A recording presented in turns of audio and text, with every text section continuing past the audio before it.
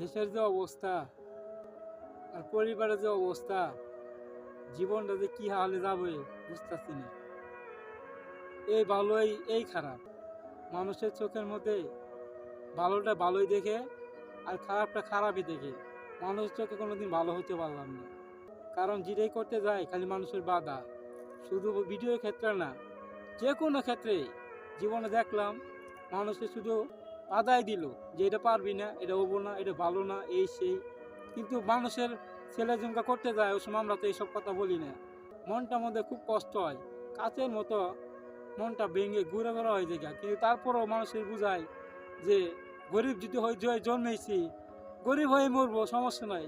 কিন্তু এইসব মানুষ যেন শিক্ষা পায়, মানুষের সমাজের জন্য কথা বলার জন্য, মানুষ যেন বুঝতে পারে যে না, গরিব হয়েছে জন্মেছে, সমস্যা কি, একই সারা জীবন এমনই থাকবো। তার কারণে মানুষের কাছে চাই, ভাই একটু সুযোগ দিন, একটু সুযোগ দেন, যেন আপনাদের একটু বিনোদন দিতে পারি, আনন্দ দিতে পারি। এই দুনিয়াতে আর কিচ্ছু চাই না, কি চাবো এই মিথ্যা দুনিয়ায়।